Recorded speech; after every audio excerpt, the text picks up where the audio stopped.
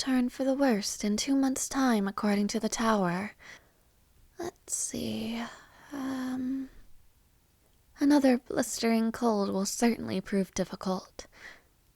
But this is nothing new. Let's see. The supply of space gem crystals will need to be increased. Each household will be provided an additional crystal per person. Yes, that should provide at least 2 months' worth of heating. Though, I suppose more should be available in the markets as well. I'll have to send a letter to the church for permission.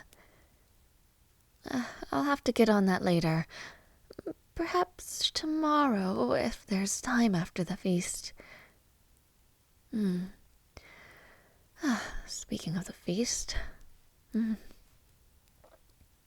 Food is in surplus? There will be enough, even after the festivities. Good.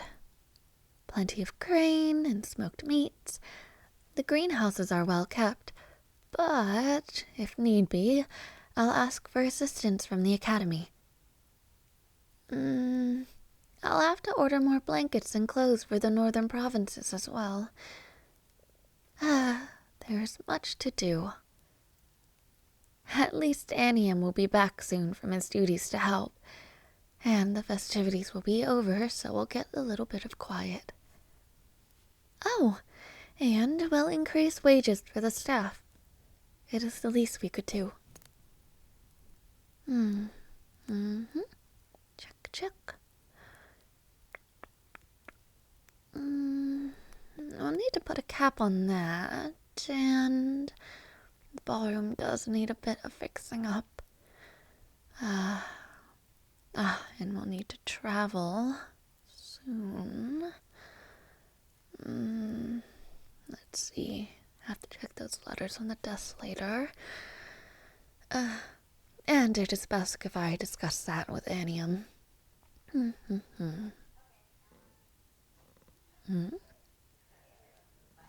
Oh.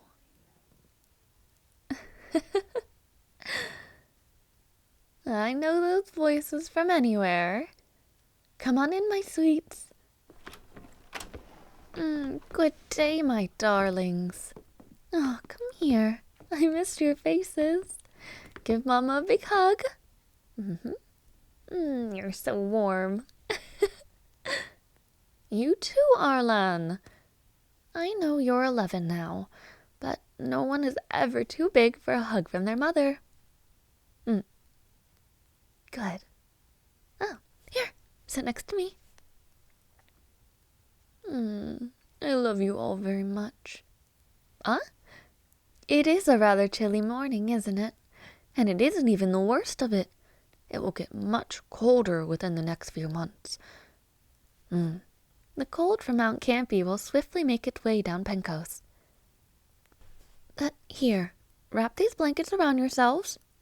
And make sure to cover your feet. It'll make you much warmer. All comfy? Good. Arlan, did you want a cup of tea? I suppose it is cooled down now.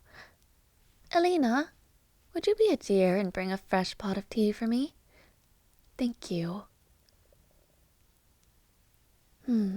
Now aren't you lot rather up early?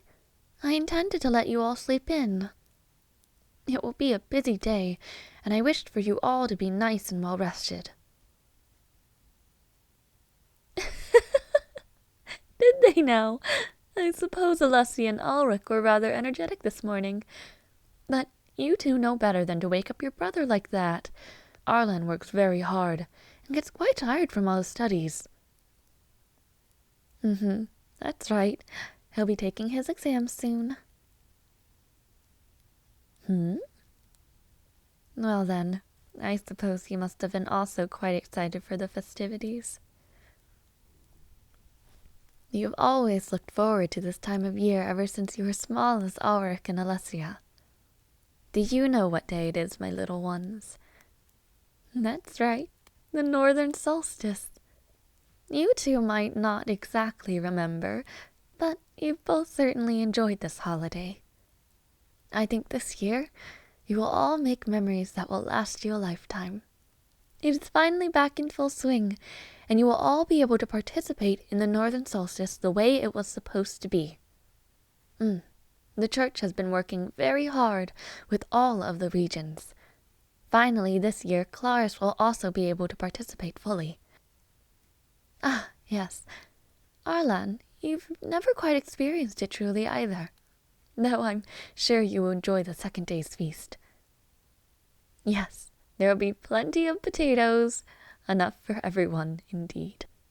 In fact, I haven't participated in the true Northern Solstice for a long, long time. It is true. The last time I traveled to the land of Morai for the first day of the Northern Solstice was years ago, when I was a little girl. It is a bit of a story if you would like to listen. Well then, for a long time, I didn't quite enjoy the winter months. The cold wind often chilled me to the bone, but that was not the only reason why. Winter made me quite sad. No, it doesn't make me upset any longer. In fact, I'm quite happy to think of winter now. It was the last time I was able to see my own mother truly smile before she passed. Yes, Grandmother Aera. Every year, she would take me and your Uncle Leo to the land of Morai to participate in the rites of fate. There was often a flurry about, and Leo often had to rid my hair of snow. Despite the cold, it felt so warm. Perhaps it was the lights and the laughter of the people around me, the smell of soup and fresh bread, and the warm hands that held mine. On occasion, my father would also attend when he could, but most often he was preoccupied with organizing the feast in the city. I remember the last Northern Solstice I participated in very clearly. Well, we left in the early morning before the sun had risen, and I was half asleep in the carriage. I remember leaning against Uncle Leo while he slept soundly. He had completed his magic certifications the other day, so he was rather tired. Grandmother Aera was in good health for once. Her skin was full of color and warmth. She wore a dress the color of evergreen. Grandmother was very beautiful. You've seen the portraits. Well, Leo and I wore something similar to a shade of wine. It was a quiet ride, and as I drifted in and out of sleep, I can remember her laying blankets on Leo and I. When we finally arrived at the church, we were greeted by the saintess. The snow was lightly falling from the sky, adding to the thick layer of snow beneath my feet. It was quiet, the sounds of others muffled because of the snow. As nobles, we had to do our part in the celebrations. Throughout the day, we would make our rounds in the land of Morai and deliver baskets of honey, jam, and bread to houses. Oh? Well, honey was especially difficult to get during the winter, so it was a very small treat, which was part of a much larger package. The church was very generous during the festivities. Followers of the church and other nobles spent their time assisting the community with their magic, fixing up their houses, patching up any leaks, fortifying their houses for the harsher months. Although some might find it tiring, it was an entirely new experience to me. A fun experience. One that I'd say was humbling. It was a time where we didn't need to think about how we held ourselves, where we could simply blend in and enjoy time and meet new people. I remember meeting a little girl there once. She was from Claris, I believe. She had stark white hair and dark eyes like onyx. She traveled for the festivities and we became quick friends. bonding over our fascination over light magic. We spent much of the day together until the evening ceremony. Though it was a temporary friendship, I remember it quite fondly. Oh, her name? I can only remember it starting with a, Z. Leo? Well, during his free time, he was likely raiding the church library.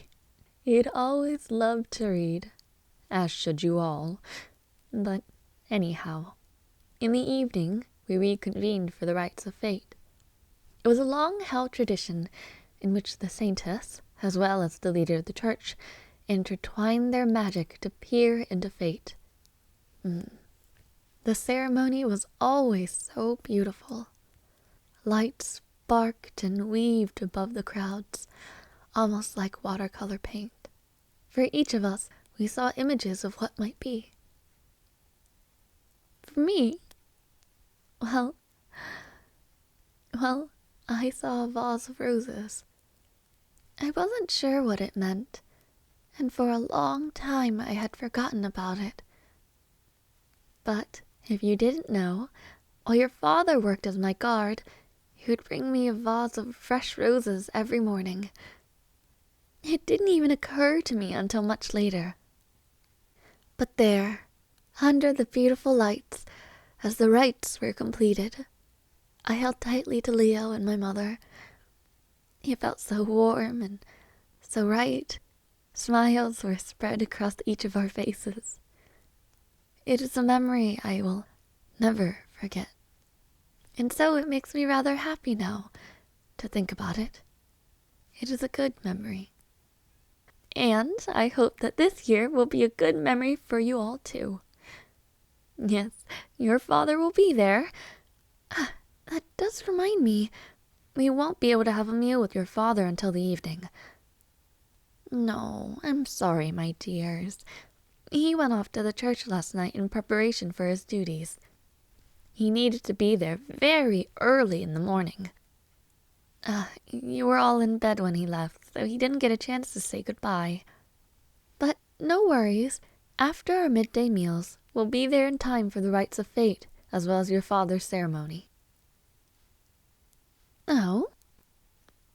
Well, your father has quite the important job during the solstices. Well, during the war, he was personally blessed by the gods, another messenger of their will, and he is someone who can also view fate from time to time. He is, as they call him now, the Pantheon's shield and sword. Along with being the Plectary Knight, yes.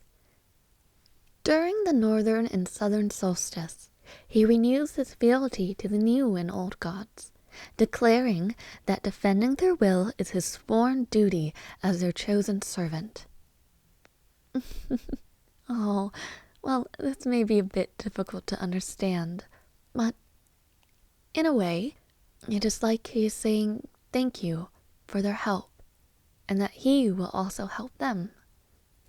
Indeed, your father has always been a very important man, and now his role is even bigger, so much so that even the gods like him. Which, do you two know why we celebrate the Northern Solstice? Well, we'll have a bit of time before our meal if you'd like to hear it. Arlen, I hope you don't mind hearing it again. No? Well, that's good. Alina, are you back? Thank you. Arlan, here's your tea. It'll warm you right up. Alina, would you like to sit down for a spot of tea? I was just going to tell the children about how the Northern Solstice came about. No, feel free. I do not mind. Children, do you mind if Alina sits with us? You are all so good-hearted. So, let me think. After the revolution, the effects of war ravaged the empire. Crops and fields were destroyed. Buildings and homes were wrecked. It was an ugly sight, indeed. Families were separated, and the people suffered. Yes, that's right. Targathon had the worst casualties. Indeed, war was never easy, even for the victors. The old gods of the world, those who were on the side of the living, and those not, were all but gone. They controlled the flow of nature, and the spirits were unhappy. The weather had been unpredictable, both heat and cold waves. During the reconstruction, it was somewhat manageable, but it wouldn't be for long. The weather had suddenly turned bleak. A cold swept through the land, covering the remaining fields in frost. The people were hungry and cried out for a savior. Though the Empress at the time tried desperately to feed and clothe her people, it was a difficult task. Yes, many, many, many people needed help, but her support was simply not enough. She wept at the people's pain every night as she drifted off to sleep at her desk. She prayed desperately for someone to hear her people's cries, someone who could help. The wind, which blew through the villages of the empire, heard their cries and listened to all the people's prayers. He found himself pitying them. He swept round the homes of rich and poor, families huddled for warmth, crumbs on the floor from stale bread. The wind could bear no more, and understood how the Empress felt. For all she had fought for, to release the empire from the suffering of evil, only to have her people hurt once more. The wind found himself pitying them. The people continued their days very much the same, tending to their animals, weaving and fixing their houses. The Empress continued to scramble for supplies and for people to distribute them. When the people came back home from their work in the evening of the shortest day and the longest night, people found their cupboards full of food and gifts, fresh bread, meats and vegetables in abundance, as well as new strange food, firewood aplenty, new tools and toys, warm winter coats and clothes. The wind was a new god, the god of the north, known as Virtuo. He is a god of compassion, of the winter and cold. He and the new god of the south split their duties between the summer and winter. The longest day and the shortest would be full of abundance for the people. Southern Solstice is a whole other story, and so I shall save that when it is time. Indeed, in part, the large festivities are to celebrate Lord Virtuo's goodwill. We should thank him for his gifts and love for us living peoples. We also spend our time giving gifts to others, thanking them for their love and kindness. We help those in less fortunate situations. Yes, indeed, we must support one another and to strengthen one another. Thus, we help to fortify others' houses and keeps. Each village within the territories are provided with large amounts of food for a feast. Yes, we will also have a large feast tomorrow for everyone within our local lands. Yes, Alessia, indeed, Virtuo is one of the gods who saved your father. Thus, it is important he declares and renews his intentions. Alina, you'll be going back home for Northern Solstice, yes? Be sure to give them my gifts. But I believe it is time for our midday meal, and then we'll be off to the land of Morai. Yes, Ulrich, of course. You might not be able to read many of the books, but I'm sure you'll enjoy seeing the library. Uncle would be quite proud to have another bookworm in the family. We'll take a small detour before meeting your father. All right, then. Let's go eat. Come along, my sweets.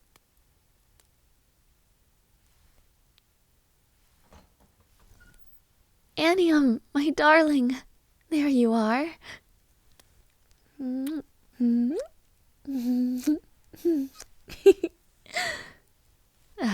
I missed you. The children are taking a nap. We were meant to go see the library, but the carriage ride was quite long, and they woke up a bit too early today. That excitement quickly turns into sleep indeed. They're always like that. Huh? No, I'm doing fine. I had plenty of tea, and I'm very awake. Too much on my mind. No, nothing bad. Just lots to do, I suppose. A storm is coming, and the kids are just growing up so fast, and, well, I wish they could stay little forever. But it's exciting to see them explore their interests and grow into their personalities. The carriage ride. It was good. After we ate, they got dressed, and we headed off. Mara's invited Kay over to the manor, so they'll be occupying it while we're gone. Most of the staff have gone home as well. But Arlan was quite active for the first few hours. He was busy telling Ulrich and Alessia about the different stories he's learned in class. Yeah, you're right. Put Alessia out like a light. It's like they took turns falling asleep and waking up whenever something interested them. Ulrich fell asleep after Arlan started speaking about swordsmanship and techniques. Alessia perked right up. They're quite funny. They were very excited to see you, and as was I. I missed you. Oh, 1 day is even too much. You know that. Did you miss me? Well, you better have. You look so handsome. Absolutely perfect. Are you all ready for the ceremony? It will be your first formal one in front of people like this. I was worried you'd be nervous. Well, you're stoic as always. But really, you'll do fine, I promise. You're the Empire's hero. Everyone loves you. Simply do what you always have. I'm quite excited for the ceremonies, but you're right. I am a bit nervous. For the rite of fate. It's been a long time, and I am worried for what I will see. Well, it could mean anything, and so, I don't know. It worries me. What if there's something to do with the children? You've seen fate before. I hope it hasn't been anything, well, dangerous or awful. No, I know. Their future is bright. Arlan is just doing so well at his studies, and he wants to be just like you. Although, as a mother, I'd hope he wouldn't have to fight the undead. He's been commended by his teachers over and over again. He'll be talented, just like you. While Ulrich is quite the bookworm, like Theo once was. He's curious, and the spark in his eyes they're so wonderful. Alessia, on the other hand, has the spirit of a warrior. She's strong and determined. Like you, she also wishes to be a knight. I can already tell that they'll all grow up to be strong and amazing people. I want them to grow up happy and to feel loved. I know they will be. Yes. You always know what to say, don't you? Whatever fate may be, we'll overcome any hardship and come out stronger. You're right. I suppose I should believe you, O holy shield and sword. Mm. Mm. I love you. You make me so proud. And I am so glad to have you by my side. My knight. My love. My everything. Is it time already, then? I suppose we must go. The ceremony will be a wonderful memory for all of us. And I'm sure they'll be very excited to see you. Just one more for the road is all. Let's go wake up the children then, and celebrate the Northern Solstice to the fullest.